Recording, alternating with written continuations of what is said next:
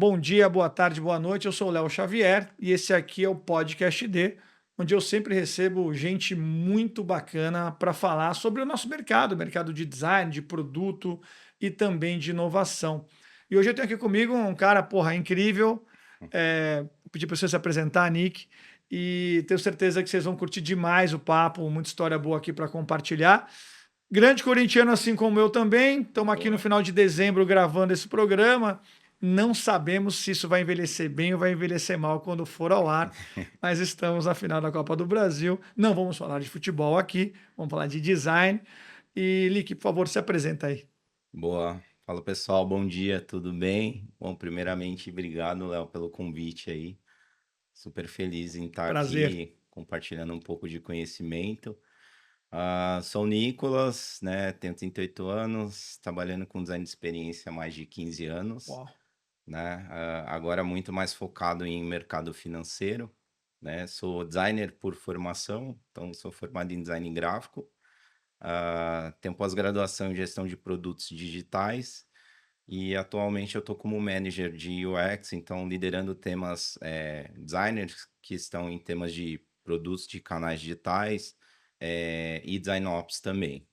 Caramba, que loucura. E sempre trabalhou com design, Nick? Conta um pouquinho aí da sua trajetória, por onde você passou. Cara, na verdade não, assim, né? Boa. Comecei a carreira em loja de Ó, shopping, conta aí. Boa né? essa. Vai lá.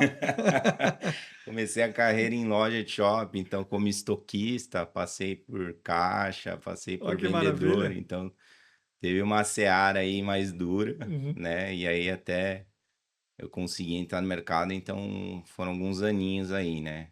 Comecei com um curso técnico de web design em 2007, 2008 comecei a pegar uns freelas já, tô ainda trabalhando em shopping, comecei a pegar uns freelas para conseguir construir um portfólio, né? Exato. Porque tinha muito esse negócio de ir fazer uma entrevista e não ter o que mostrar, né? Então, comecei a buscar alguns clientes, fazer, sei lá, site de pet shop, de farmácia do bairro, de qualquer coisa nesse sentido. O meu primeiro site foi de um cabeleireiro, Ó, que maravilha né? isso. Então, construí um portfólio, consegui entrar na área em 2010. E aí fui buscar a graduação, né?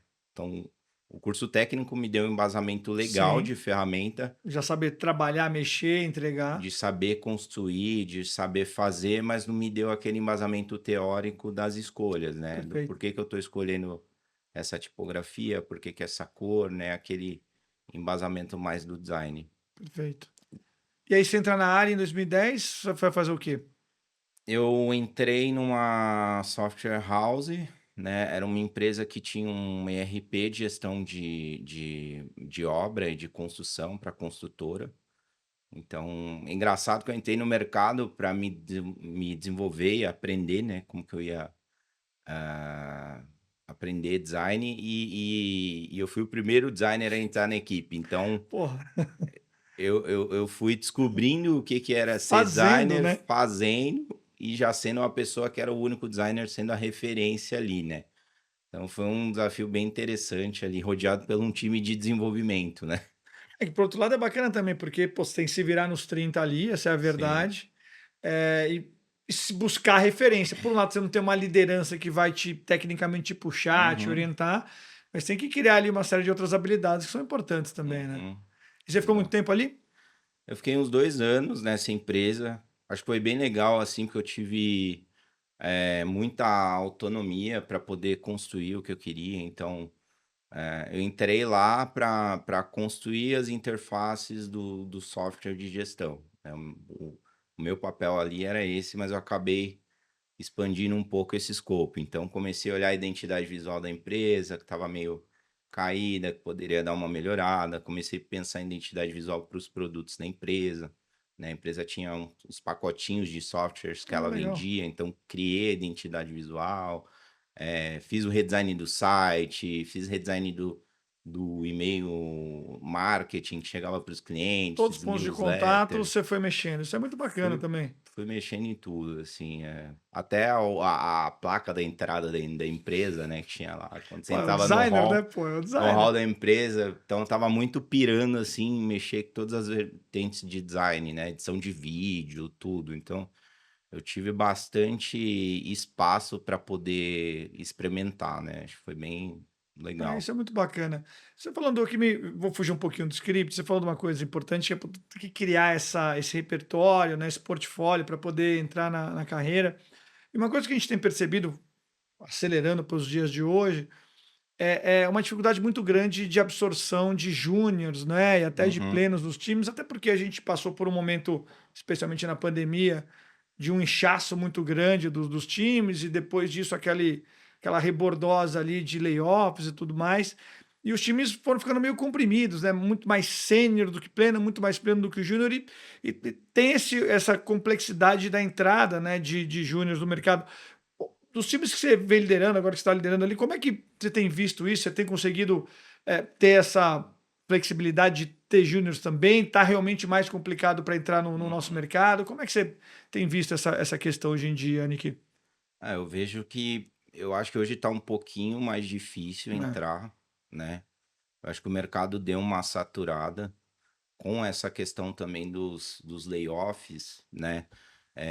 A gente coloca muita gente boa na rua. na rua, né? Então você tem uma demanda que está menor por profissionais, você tem profissionais bem capacitados que estão na rua e que às vezes estão dispostos ali a fazer Abaixar. um downgrade na tua carreira, né? Enfim, então fica mais difícil para quem está chegando, né?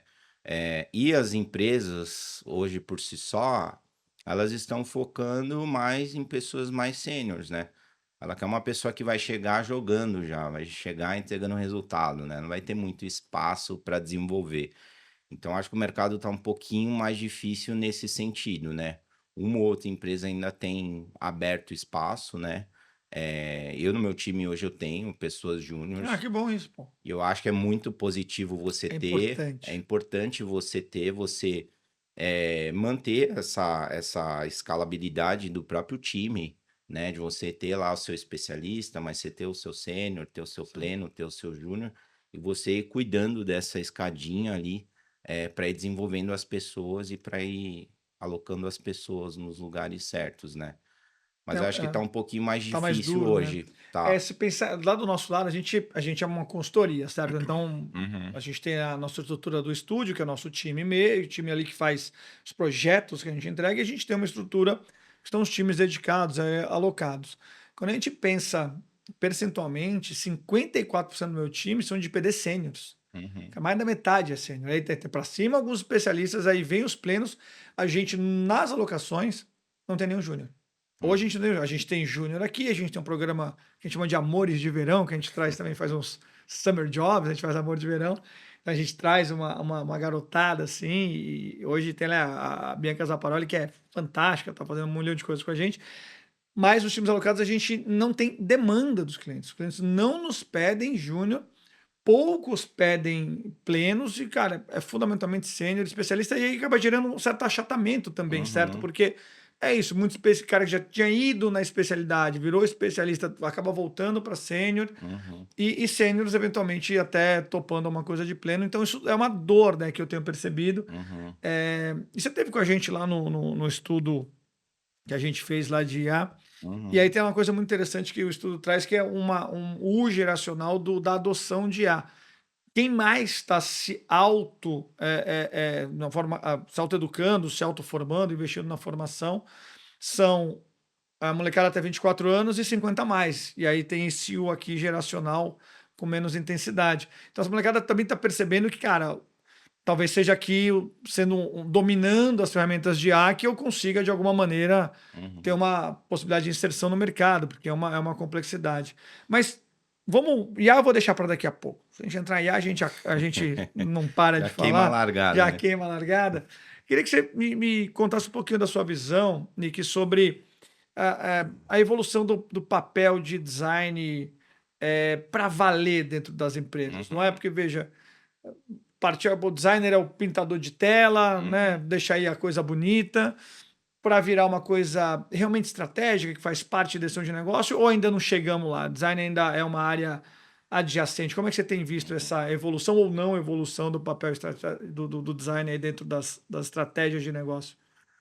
Eu acho que vai depender, bastante do nível de maturidade da instituição. Sim, Eu acho que cada uma está num nível ali, entendendo o papel do design, dando o espaço devido, ou às vezes não, né? Então, acho que tem muito isso ainda. é, Tem empresas que estão mais maduras, já entenderam, né? A gente vê cadeiras hoje de VP de design, exato, superintendente, gerente executivo, que eu acho que é muito bacana, né? Porque é você colocar o design para discutir também a estratégia e não apenas a operação. exato. E fazendo até um paralelo, um flashback, sei lá, 20 anos atrás, assim, você imaginar que o papel do design hoje, né, o papel do profissional de design hoje, ele estaria alcançando esses espaços, eu acho que seria até difícil, né? É verdade. Porque a gente vem de uma escola que o designer era o cara que fazia a tela com seu fone de ouvido num canto lá É, e era o arte finalista, né? Era o o diretor de craft ali, arte, exatamente. É. era o craft, não estava envolvido nas discussões, né? Então, a gente vê uma evolução no sentido do designer passar a fazer parte da construção do produto, inclusive da estratégia, né? Então, acho que teve uma grande evolução, né? Hoje a gente tem uma expectativa de carreira maior, né? Não pensar que você vai ficar dentro de uma agência, sei lá, 40 anos comendo pizza 2 da manhã É um ali, horror. fechando job, né? Fechando campanha. Então, acho que hoje você consegue ter um pouquinho mais de visão de futuro. Eu acho que evoluiu, tá evoluindo, acho que ainda tem bastante espaço, né? É o que eu comentei, acho que vai da instituição, tem Sim. empresas que estão mais maduras, né? No sentido de criar níveis hierárquicos igualitários entre produto, tecnologia, marketing e design, colocando o design na discussão. Tem algumas que ainda estão Ainda não, entendendo, né? entende o design ainda como a parte operacional de É verdade. tangibilizar a tela, de fazer o protótipo, né? Mas eu acho que amadureceu bastante já. Concordo com você. E você está hoje no mercado financeiro. Esse é um Uhum. mercado, de uma maneira geral, já mais maduro Mais também, não maduro. é? Então, se a gente parar para pensar, tem grandes bancos, instituições com designers em cadeiras de C-level já, na verdade, Uhum. o que é muito valioso. Para você, como um gestor de time numa instituição financeira, o que mudou para você, em você, né? Assim, quando você certamente você está ali discutindo negócio, discutindo produto, discutindo solução. O você teve que se, sei lá, ferramentar, equipar, estudar? O que mudou assim do Nick de 15, 20 anos e agora como gestor de equipe numa instituição financeira? Como é que muda aí para você? Eu acho que as mudanças, as grandes mudanças, acho que a gente é muito bom tecnicamente fazendo design, fazendo pesquisa, construindo interface, Sim, testando com o cliente, mostrando resultado, gerando valor, mas isso daqui tem um teto, né? Para que você vá para um nível mais estratégico, você precisa aprender sobre o negócio, né? Você vai precisar aprender a falar a língua do negócio. Então, acho que a grande virada de chave para mim está aí, né? Aprender mais sobre negócio, aprender mais sobre as necessidades da própria instituição, né? O que se espera de cada área, qual que é a meta que se espera atingir, como que você pode apoiar nesse atingimento. E eu acho que também a parte mais política da coisa, chave. Ah, que é você aprender a fazer alianças, você aprender a vender uma ideia para uma área, conseguir o apoio de stakeholders. Então, acho que isso que mudou bastante, assim, né? Acho que eu poderia dizer que eu saí de uma parte mais de hard skill, sim, né? bem técnica, Bem né? técnica ali, de aprender, de saber todo o processo de design, para uma parte de soft skill que eu tive que Aprender. praticamente desenvolver do zero, cara. Caramba. Aprender a se comunicar melhor, Sim, aprender a vender melhor, aprender a negociar melhor, aprender. a fazer política, né? Num jogo onde, na grande maioria das vezes, não tem o ganha-perde, né? Isso é muito É o importante. perde-perde. É, Você vai perder alguma coisa, você vai sempre. ter que abrir a mão de alguma coisa, então faz parte do jogo isso daí, né? Não dá para se ater a querer, não, ter uma ideia rígida e querer vender daquela maneira, né? Então eu Isso é acho que muito isso importante, porque que. quando você vem desse mundo mais técnico, não é? Eu gosto de dizer que uma boa combinação para um bom designer, uma boa pessoa de design é entender um tanto de método, ter muita técnica e ter um tanto de talento também, senão todo mundo Uhum, faz a mesma coisa. Mas muitas vezes, poxa, muitos designers passaram tanto pela Morio como pela Ponto Mob, e eu vi muita gente sofrendo demais, aquela coisa agarrada ao método, sabe? uhum. Tem que ser o discovery daquele jeito, tem que fazer daquele jeito, depois a pesquisa, a prototipação, e tem que fazer os testes e tudo mais. E a realidade se impõe, mas eu vejo muita gente se doendo com isso e se Uhum. frustrando também, porque ao do dia, poxa, como eu aprendi, é o jeito que tem que ser feito, às vezes o método pelo método. E quando você vai para a posição de gestão, cara, você tem que preservar isso no seu time, de certa maneira, né? Esse rigor técnico, esse craft, essa excelência na entrega e na experiência, mas você está tomando decisões ali junto com pares seus de outras áreas, cara, não vai dar. Um discovery de 4 semanas, infelizmente, não Uhum, temos esse tempo, temos que correr. Como que você balança essas duas coisas? Porque por um lado tem que proteger, acho que não sei se é a palavra certa, blindar talvez, ou pelo menos cuidar uhum. bem do seu time, que tem essa precisão, esse rigor técnico no aircraft. E por outro lado também tá ali com a turma entendendo os prazos e a sprint que mudou e a priorização que foi. Como é que você cuida do time nesses momentos de maior intensidade? Eu acho que vai muito do que você falou aqui de você saber ler o ambiente, né? Ah, boa. Eu acho que não dá para ser rígido, né? A gente precisa ter mais flexibilidade no sentido de entender o contexto, entender o momento, se eu consigo ter esse tempo para fazer um processo de design by the book, aquele Saudade desse que daí, a né? gente aprendeu na faculdade, aprendeu no livro de design, É, ou não, vou ter que abrir mão, vou ter que cortar etapas porque eu preciso gerar valor de forma rápida, né?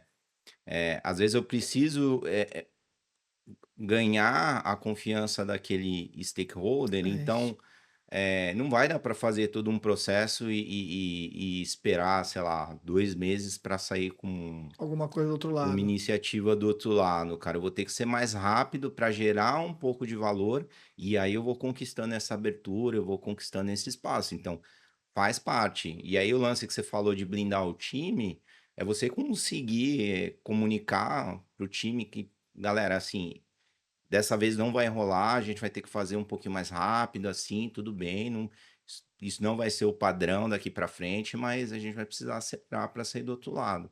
E É, vamos cavando esse espaço para que a gente consiga trazer exato. mais método e cada vez provar mais valor, né? É um balanço que eu falo de gerenciar a ansiedade por um lado e expectativa por outro. Muita ansiedade, muita expectativa, então calma. Exato. Nesse momento, nesse contexto, a gente precisa pular algumas etapas do modelo ideal, mas também começar a construir outros modelos, né? Acho que é um pouco do desafio que eu tenho colocado muito para os meus times, como a gente consegue fazer diferente também, sabe? Pô, tá 25 anos, sei lá, 30 anos fazendo o bendito Uhum. Double Diamond, quer dizer, salva muita gente, funciona, tá certo, tá beleza. Como a gente consegue repensar, né, o jeito de fazer também, acho que talvez esse seja um desafio para os profissionais, e eu queria falar um pouquinho disso.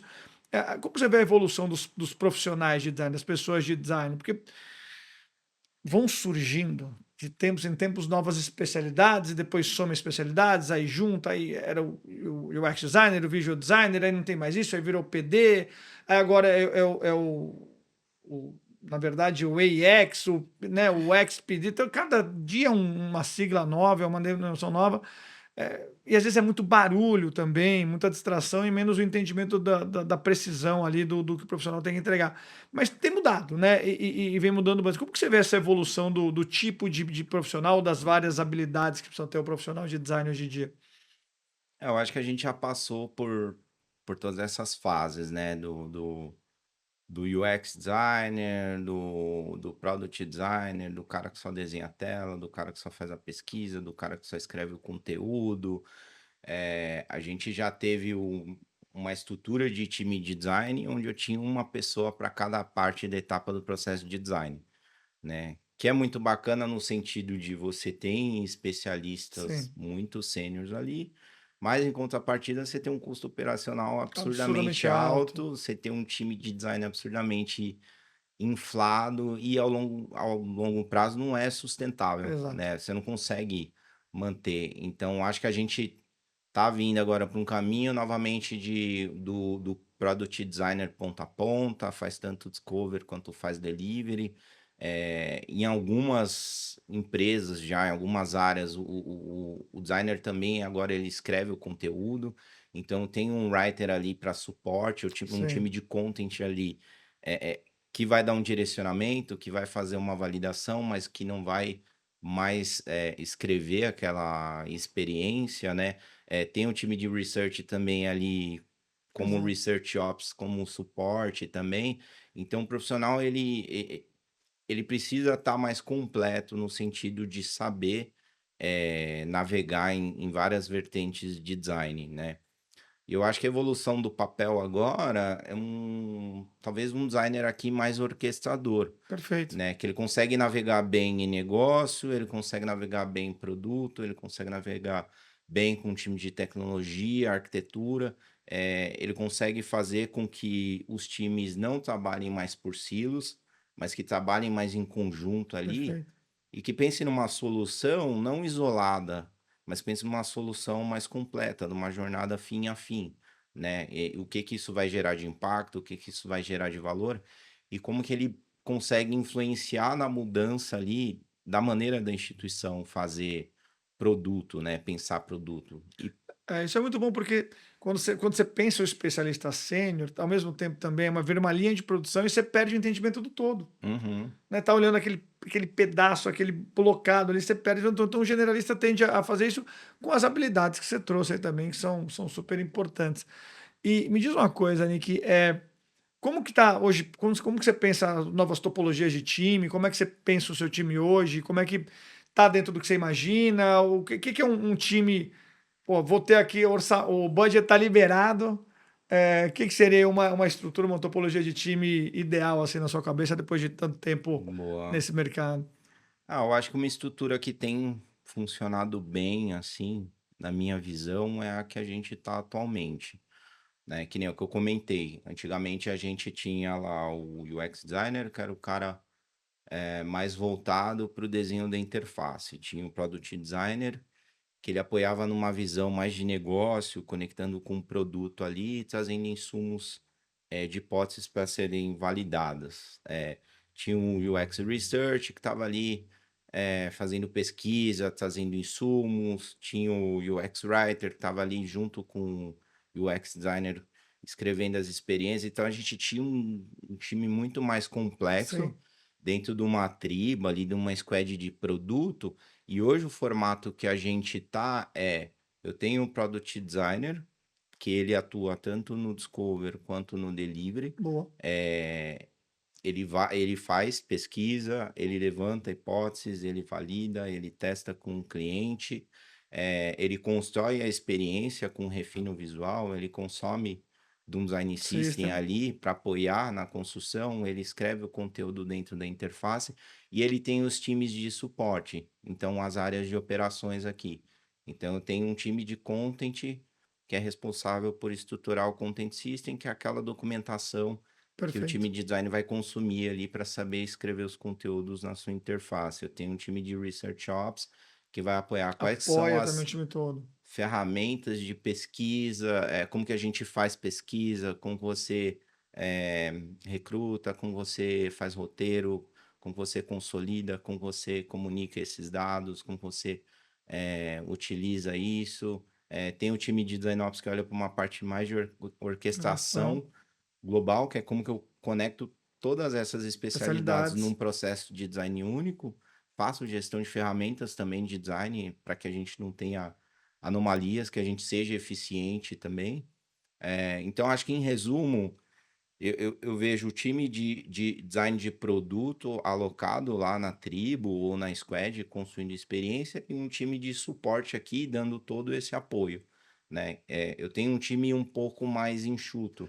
deixa eu te falar, eu gosto bem dessa estrutura, porque é um time mais enxuto, mas também mais eficiente, de certa Uhum. maneira, não é? Então, das várias empresas e parceiros e clientes que a gente tem, eu tenho visto esse sendo uma tendência, esse caminho mesmo, assim, exatamente como você descreveu. Eu gosto bem dessa estrutura de time, né? Uhum. E me fala uma coisa, vamos entrar em IA? Vamos falar de IA. Como é Boa. que vocês estão testando? Como é que você tá fuçando ali? Como é que você imagina, a partir do que a gente acabou de falar dessa estrutura de gente, como é que a AI e os agentes podem modificar, acelerar, dar mais poder, aumentar capacidades? O que você está sentindo aí no mercado? Entendo que, óbvio, estamos num momento de comecinho, experimentação. Ninguém vai subir no alto de uma montanha, bater no peito e falar, eu entendo de IA para design, que não tem essa pessoa ainda, não tem essa empresa ainda. Mas o que você está sentindo, o que você está experimentando, o que você está vendo aí no mercado que é bacana e um pouco de visão de futuro? Boa. Acho que tem muita coisa ainda para testar, né? A gente já testou algumas, que nem personas sintéticas, né? Que é você ter aquela representatividade do teu público ali num agente de IA, do qual você vai fazer uma entrevista com ele, você vai testar algum produto com ele, né? Ao invés de falar diretamente com o cliente. Isso. Então aqui eu acho que a ideia não é você não falar com o teu cliente, mas você encurtar um pouquinho da jornada. Você pode Exato. fazer um refinamento de roteiro, né, junto com esse agente. Você pode já extrair alguns insights, refinar mais o que você quer testar para depois levar para o seu cliente. Sim. Então, acho que já tem alguns ganhos, né, aqui. Então, personas sintéticas é uma das coisas que a gente já testou, tem testado, eu acho que é uma tendência legal aí. Já tem algumas empresas conversando com outras pessoas do mercado que já estão trabalhando e já Sim. aderiram dentro do seu fluxo de trabalho. Eh, Outras coisas também, a gente tem muita coisa documentada, Isso é né? ótimo. Isso é base fundamental, né, no Então, final das contas. assim, o time de design ops tem muita coisa documentada, o próprio content system que eu comentei, a documentação com todas as diretrizes de escrita Bem bom. do conteúdo. Por que não pegar essa documentação e transformar num Um agente. agente ao qual eu vou conversar com ela, eu Ah, vou pedir dicas, ah. sei lá, de botões para conversão na tela de cartões aqui, né, dentro das diretrizes do Content System. Então é algo que a gente tá fazendo também, já tem dado muito Isso é resultado. bem legal, né? Que é um agente meio garantidor de consistência do que você está fazendo, né? Exato. Isso é bastante bom. Exato. E até de validação, Sim, né? Você pega teu Figma lá, você coloca lá e me conta aí. ele vai bater, cara, isso está dentro, está fora, isso aqui você poderia estar fazendo dessa maneira. Então, acho que aqui tem um ganho absurdo, né? Eu não vou Sim. mais onerar o profissional de content que vai, sei lá, abrir um espaço numa agenda para fazer um atendimento para o designer num time de 80 pessoas. É Ele vai no loucura. agente lá. Caso o agente não resolver, não Aí conseguir, aciona o aí é especialista, um né? segundo nível de atendimento, ele N1, vai para o N2, exatamente. É especialista. isso aí. Exato. É. Então, eu acho que é um Boa. negócio que está funcionando legal. Outro que relacionado à documentação, a gente tem uma base de conhecimento muito grande, que é o repositório de pesquisa, Isso é né? excelente. Onde estão as transcrições, onde estão os vídeos, os consolidados dos achados da pesquisa. Então, eu colocar isso dentro do MIA, para que toda vez que eu for começar uma nova pesquisa, Já parte eu dessa vá base. consultar, vou fazer minha desk research Isso. ali, né? E eu consulte, cara, essa pesquisa específica existe, putz, então quais foram os achados? O que que eu poderia me aprofundar mais? O que que talvez não foi explorado que eu possa explorar, sabe? Isso já é uma realidade também, já tem acontecido. E no demais aqui, talvez indo mais para produto tecnologia, a gente está testando criar componentes do Design System através de IA, né? Então, Isso é muito gerar bom. os componentes do Figma já codado ali, consumindo tokens, tudo. E outra coisa que a gente está testando também é codar a própria interface ali, o front da interface, direto de um prompt de IA. Ou seja, o papel do designer vai mudar Tá profundamente, não é? mudando Isso é muito demais. bacana. E aí, de novo, eu vejo com ótimos olhos, porque é menos sobre os apressados, talvez, né, concluam que, bom, precisa de um monte de agente de AI, precisa de menos gente para fazer as Aham. coisas. Abordagem. que acho que vai encontrar um muro bem grande e bem rápido, não é? Eu vejo do outro lado, né? Que com essa capacidade de aceleração de processos e microprocessos que não aportam valor nenhum no final das contas, para fazer uma desk, cara, o valor está no insight, na conclusão, né? No que você, nos achados daquela desk, não no processo de fazer Uhum. a bendita da desk, a mesma coisa, um bench, por aí vai. Então eu vejo com excelentes olhos, porque vai dar mais possibilidade, tempo e espaço mental mesmo, puta, a gente tem que fazer 1 milhão de coisas por dia, certo? Para a pessoa de design pensar mais criticamente, mais estrategicamente, aportar mais valor, eu vejo de maneira bastante otimista, assim, na verdade. Assim, eu acho que vai ter Uhum. a tentação de redução de time de novo. Uhum. Essa tentação tá ali, ó, né?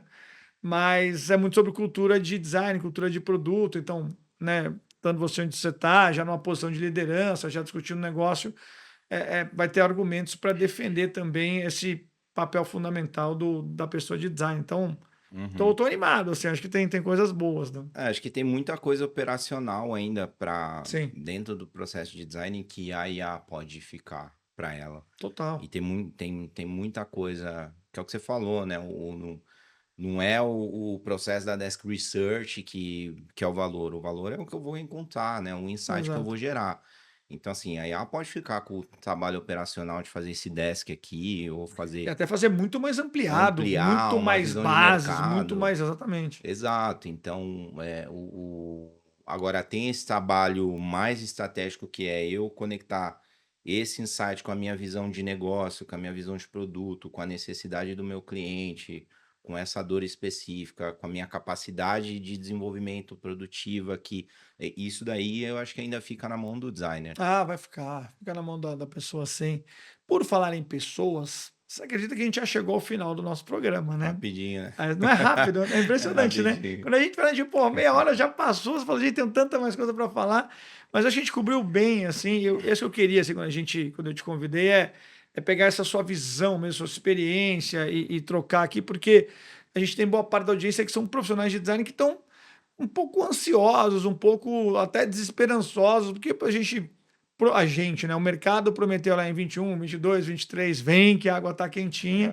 Aí aquela balde gelado em 24, 23, 24, mas acho que 25, 26 são anos de boa reconstrução, assim, e de ter orgulho de fazer parte da área e entender o papel que tem crescido das estruturas de design. Tô muito otimista e muito mais, questionando muito mais do que eu comecei. Para falar a verdade, eu não comecei um pouco meio cabreiro, assim, confesso.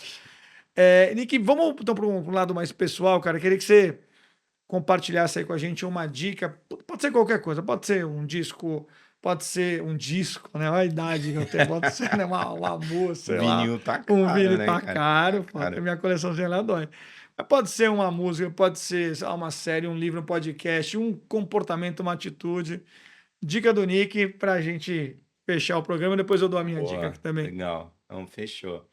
Cara, aqui eu pensei em compartilhar talvez uma série um pouco já batida do tempo, mas que eu acho que vale muito a pena assistir para quem ainda não assistiu, que é o Ted Lasso, Porra, excelente. que é animal, assim, para quem gosta de gestão, de liderança, acho que vale um MBA aí já, Super. que é maravilhosa, assim. Tem várias lições ali, né? De como construir time, como construir ambientes seguros, né? Como você conseguir engajar, ajudar as pessoas a serem melhor. Não é Então, uma série sobre futebol, é uma não série é sobre uma série liderança, sobre né? futebol. Sobre cuidar de É, gente. É. acho que para quem tá curioso, basicamente, assim, o Ted Lasso é um cara que ele é técnico de um time de futebol americano e ele é convidado lá na América É. e ele é convidado para Inglaterra para ser técnico de um time de futebol, do qual ele nem Não conhece sabe as nem as regras, regras. não sabe de nada, é um time de segunda divisão É. que só perde, tá em Todo decadência, cagado. todo zoado, entra numa mega roubada, mas é bem legal, assim, todo o decorrer da série, como que ele vai trabalhando com humor ali, conseguindo construir um senso de time e fazer a galera evoluir. Então, Baita dica. fica a dica aí, maravilhoso. Excelente, boa. A minha, eu vou voltar a falar de música, mas sempre que eu não falo de música aqui, então eu vou falar de música, o disco, né? Pô, Tem uma cantora, cara, de origem nigeriana, chama Tems. TEMS. Putz, eu Ela é conheço. muito, muito Maravilhoso. boa. Óbvio, no mundo ali do Afrobeat, aquela coisa toda. E ela, meio de surpresa, lançou agora no finalzinho do ano, agora está em dezembro, então acabou de lançar é, um novo EP dela, em que, para além dos Afrobeats que ela faz muito bem, ela compõe, escreve, produz, ela faz tudo. Ela também começa a trazer um pouquinho para o mundo do R&B, assim, mais melódico, né, mais swingado, que é interessante também, porque é uma boa combinação, né, o Afrobeat com R&B e tal, mas, né, americano, assim, norte-americano. Então, acabou de lançar o disco dela, puta, não vou lembrar o nome do EP, porque acabou de lançar.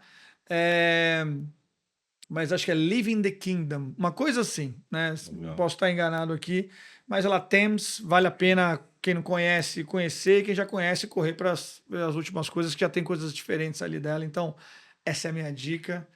E, porra, Nick, obrigado demais por você ter Boa. conseguido estar aqui. Eu sei que final de ano é nessa correria, então ter agenda é muito legal. Dividiu e, porra, arrebentou aqui, foi muito legal demais. Obrigado pela sua presença. E espero que vocês tenham curtido mais esse papo aqui no Podcast D. Daqui a pouquinho sobe esse programa, você vai poder assistir, reassistir, compartilhar. Fiquem bem aí. Até a próxima.